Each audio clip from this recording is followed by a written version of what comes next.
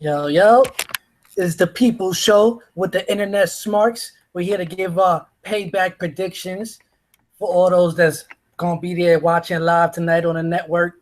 We're gonna be tuned into. Hopefully, we get a live show. Everybody's talking about this is gonna be better than WrestleMania. Let's see if it lives up to the hype. But let's run through this card real quick. Starting off with the one match that I really don't even feel like talking about. But we got Kalisto and Ryback. I'm gonna give my prediction straight off top. Kalisto leaving with the belt again. Ryback ain't doing much or nothing. That's all I gotta say about that. Yo, Chuck, what you gotta say? I feel like Kalisto gonna retain. I think that he's just holding that belt until John comes back. But I don't know. I got Kalisto retaining though. All right, it's a agreed unanimous decision between the group. Biggs also decided that Kalisto's gonna retain. Matter of fact, shout out to the bro Biggs. He's sick right now. Hopefully he get better soon. He'll be on the next recap show when we get over Payback and Raw. So look out for that too. But yeah, on to the next.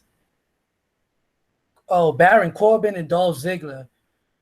Me, I'm going with Corbin only for the fact because sad to say, but Dolph Ziggler has been made the punching bag lately. He's just a dude that's getting beat up all the time and helping push people over, even though he's a great talent and he could fight his ass off. But he's just been put in that position now where he's just pretty much just been put there to get beat up and put the other guy over. I'm gonna go with Corbin on that one. He's really getting his push right now. I'm gonna go with Corbin too. He's a new guy. It wouldn't really make much sense to have him lose in his first big singles match on the main roster. So I don't really see him losing this match. Fact. All right, on to the next. We got actually first Biggs also agree with that one. He got Corbin also. And next we got the tag team number one contenders match. Enzo and Big Cass against the Vaude Villains. I don't know how biased this opinion gonna sound, but everybody knows I want to see Enzo and Cass get them belts. Vaudevillains got great characters. I say that all the time. I love their characters and what they're gonna do. But at this moment right now, I want to see Enzo and Cass at the top. So I see them taking this match and moving on to battle against the New Day and hopefully take those titles and start a new reign going on. I got Enzo and Cass winning too. They're too over right now. They're too hot right now for WWE to not have them winning this. I can't see it. The Vaudevillains gonna do great things in the WWE. Hope we don't get buried like other NXT talents, but I just feel like right now they just can't. We need to see the New Day versus Enzo and Cass. We need to see that. Gonna be a really entertaining match if we get to that. Lots of good promos too. Oh my God, yes. Biggs also got Enzo and Cass, so another unanimous decision on the team. We just want to see people be great. That's what it's all about. Great minds think alike. Oh, we got the Miz and Cesaro. Now, I'm going with Cesaro, even though a lot of people are saying because Miz just got the belt a month ago that there's a chance that he's not going to lose it that fast. But I see him moving on to a different storyline with Maurice coming back and everything. So, and Cesaro just came back from being injured, and he's been whooping ass since he's come back. So I see him getting that push now. He deserves that title, and let him get a run with it. So I got Cesaro taking this one. I got Cesaro as well. I feel like he also he's just too hot right now. He was getting that main top of the card push before he got hurt, and I feel like this is just the perfect way to get him back on track. So I got Cesaro taking this one. On this one, Biggs goes against the majority. He says Miz is going to retain. I'm pretty sure it's for the same reason. Nobody sees him losing the title that quickly, but Miz has had to. It's not his first run, so that's the one part that I'm looking at is he's had titles multiple times, so it's not like him losing it after a month really damages anything that he's done already in the past. And it's going to help Cesaro a lot more than it's going to help Miz if he keeps the belt. So that I can see that coming from both sides, but. We got the Women's Championship. Charlotte with the woo! Ric Flair in her corner. And Natalya with the best there is, the best there was, and the best there ever will be. Bret Hart in her corner. You think Bret Hart is going to make a difference being there? No. Me neither. I can't see Rick and Bret getting tangled up in anything. I don't know. I don't know. Me neither. I can't see it. Who do you see taking this one, Charlotte or Natalya? I got Charlotte taking it. I think they're gonna. I love Natalya. Natalya's a great talent, but I just feel like they're gonna keep Charlotte's long reign going. And I don't know. I just can't see them giving it up to Natalya. I can't see Charlotte losing this tonight.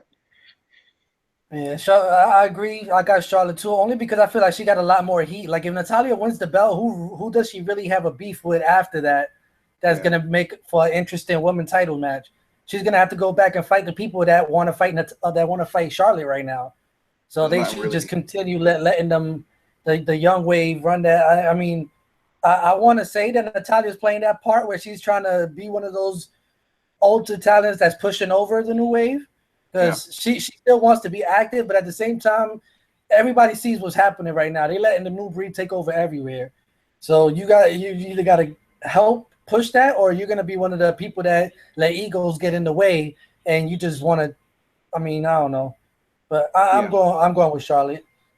Yeah, I'm going with Charlotte. Biggs agrees with that one. Also, he got Charlotte. Now this is the one I want to see: Sami Zayn and KO. This shit is gonna be crazy. Yeah, it is. I hope they get some time. This could be a match of the year candidate. Yes, that's what I was gonna ask. So you think a match of the year candidate? I was gonna say the same thing. If they give them the right amount of time to just let them go, they never disappointed. They gotta let them go. Never. Who you got? Man. I got Sammy. I got Sammy. I feel like this is just gonna be like a start of like a really long rivalry, really long storyline between these two. So I feel like Sammy will get this first one, just because Kevin attacked him during Raw, so maybe they're leaning towards Sammy for pay-per-view. I don't know. But I mean, they've been known to put on already. So it's like they anytime they join up in the same place, that's one of the first things they do is have their main storylines be against each other. Either they're together or they're enemies, and they play both parts great. So I can see that. I'm going with Sammy also just because I feel like this is his real main roster push, which is something that Big said. So I agree with that too. Like Kevin Owens already in there. He's already had a title in the main roster. It's time for Sammy to get into that run. I would love to see Cesaro win the title and then Sammy challenge him for it. That would be a hell of a match. So looking forward from that one. So all of us agreeing Sami Zayn taking this one, but of course it's gonna be. I'm calling match of the night on that one. If not one of the matches of the year, shit is gonna be lit. Coming up before the main event, we have Dean Ambrose and the GOAT heel Jericho. Yeah, he is the greatest heel. He is the greatest of all time. I'm not even gonna lie. These are the matches where I don't know. I would say that Jericho's gonna lose because he's helping push talent so much, but him winning is still helping push the talent. So, because of the way that he plays the match out, he'll have a guy whoop him for a whole match and then end up winning last split-second decision. Yeah. So, I mean, I'm a fan of the Lunatic Fringe, so I want to go with Dean. But I'm going to go opposite of my usual decisions, and I want to see Jericho win tonight. Because I want to see him stay established in that GOAT heel position. That not only is he still great at this time, because a lot of the people that's doing what he's doing, as long as he's been doing, can't do what he's doing right now. Yeah. Their bodies can't handle them kind of matches. And he's still going with these guys that are going in there to kill. So I'm going to go against the grain with that one, and I'm going to say Jericho taking that match. I got Dean. I feel like Dean needs this. I feel like Dean, after WrestleMania, that disappointing match with Brock, I feel like he needs a big win. And Jericho is still classified as a top guy in the company. So I feel like him winning this match will definitely help Dean out. Yeah, the Big said the same thing. He got Dean winning, and for the same reason, because he is a very needed win. I agree with it. I'm just in the position right now where WWE is giving us too much of what we want. So eventually they're going to start hitting us with something like that where Jericho just ends up winning the match, and you're like, ah, fuck. That was how I felt at Mania when he beat Styles. But you see, exactly. See, that's what I'm saying. So that's like that. They gotta throw some of that in there because they really are feeding us a lot of the shit that the fans are asking for right now. So every once in a while, they gotta throw that loop in there to make you hate them enough to keep on watching. Because that's really what happens when people be like, yo, you know what, this shit is getting corny. I ain't even watching no more. You watch again just to make sure that they didn't fuck up again, or hoping that they don't do the same shit. Yeah. I mean, we lasted this long, and we seen that now it's turning all the way around. All right, we got the final match, the main event. Phenomenal one, AJ Styles against Roman. Blame Roman. You gotta say, you can't put anything. You always gotta say he's not the bad guy. He's not the good guy. He's the guy. I'm hanging up. The guy. Can't deal with him. I can't deal with him. Well, see, now this is the one match that I'm gonna say I'm gonna have the hardest time making a prediction for because there's factors outside of just Styles and Roman. Like I really don't care as much about the match with Roman and Styles as to who's gonna pop out. Are we gonna see Balor pop out? Are we gonna see the other Bullet Club members pop out? Are the Usos just gonna come out? Is the Bullet Club gonna come out and go against AJ and join Roman? Like those are the things I'm really caring about more in the match than the actual match because I honestly don't see Vince McMahon giving up his little golden goose Roman right now with the belt. We know that's his new Cena. Speaking of which, we haven't even seen Cena pop back out ever since he showed up at WrestleMania, which is kind of iffy too. We still got all these guys that got to come back. We got him, we got Orton, we got Rollins that still hasn't come back. Like we don't know when these dudes are gonna pop out. So that's really the shit I'm looking. I heard that Seth is backstage. I saw a picture. They said Seth in Chicago, and they were showing him. So let's see if this is true story. But let me see. I'm trying to think really hard here. I want to go with my fan choice. I want to say AJ leaving with the belt, but the corporate choice, I see Roman taking it. So I'm going to go by what WWE will do, and they're going to let Roman take it just to keep the controversy going and keep this rivalry going, and whatever other factors join in will extend this to whatever happens next. So that's why I see Roman leaving with the belt, but AJ coming close to winning and either losing by disqualification or something like that, but not a clear win. Definitely don't see no clear win happening in this match. I got Roman winning. I got the Biz Cliz, the Bullet Club, Bulletproof, Balor Club, whatever we call them. Good, whatever you want to call them. I got them jumping in here. I got them attacking AJ. And I got Roman winning this match. And I feel like it's going to be like a little swerve or something. Like they might tease that they're going to join up with Roman, then he beat down Roman, someone else comes out. I don't see them aligning themselves with either one of these people that's in this match, and I don't know. I could see the Roman and AJ rivalry. I don't know. Or just maybe like a Balor and AJ, but who would Roman defend the title against after that? So exactly, there's a lot of things that we'll see after, depending on who pops out tonight. Like I said, if anybody comes back. Yeah. It could be a major change to the picture depending on who it is. Yeah. Final big thing to talk about before it's all over. We got to speak on it. Shane, Stephanie, Triple H, who's going to be running things after tonight is over?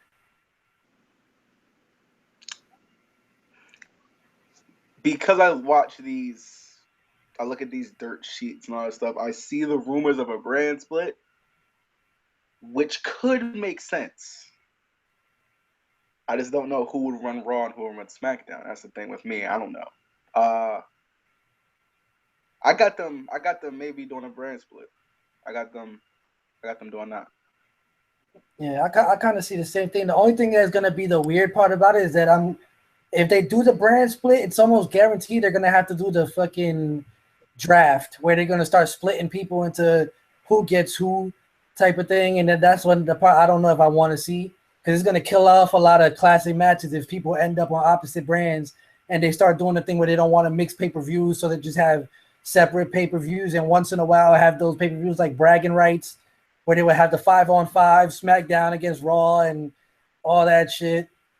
But then even taking that into account, it would be kind of dope if they left it separate, like Shane got Raw, Triple H got NXT, and Stephanie got SmackDown, and they push it that way. Like, that would be ill. NXT would put on better matches than all of them. Exactly. That's gonna be the I feel like that's gonna create an ill competition, because they're gonna like really hate seeing that. They're gonna start getting annoyed of NXT putting on better than Raw and SmackDown, so they're gonna have to start pushing the envelope of what they're doing. And there's a lot more time on Raw and SmackDown. You got 3 hours on one, 2 hours on the other, so they got a lot of time to work with. But I just don't want to see a brand. If there is a brand split, I feel like they should let talent just float around and bring back titles that are not being used right now, so that way they can fill it in even more. Yeah, I can see that, but I don't know. I kind of miss those drafts. The draft was a nice episode, pretty entertaining. It also give me a reason to watch SmackDown if they do a brand split. So, because I'm not gonna lie to you, I don't watch SmackDown. I was looking at the spoilers on Tuesday. Yeah, pretty much. I'm not gonna lie, it's the same thing unless I just don't have anything to watch, and then I'll just have it playing, even though I already know what's going on. But exactly, it is what it is. Exactly. Anyways, it's coming around 7:30, so pre-show's getting in, is already probably starting. Yeah. We're about to get tuned into that and get into this WWE Payback on this Sunday night. I hope everybody enjoyed our little prediction vlog here. We're gonna be back tomorrow with our recap of the show and get ready for Raw and see what happens coming into that show and say what we think is gonna happen on that show, depending on who pops out, like you said. Yeah. And thanks to everybody, your bro Biggs. Hope you get better. Chuck, appreciate you being here with me. Salute. And we will be back. This is the People Show, presented by the Internet Smarks. Salute to the culture.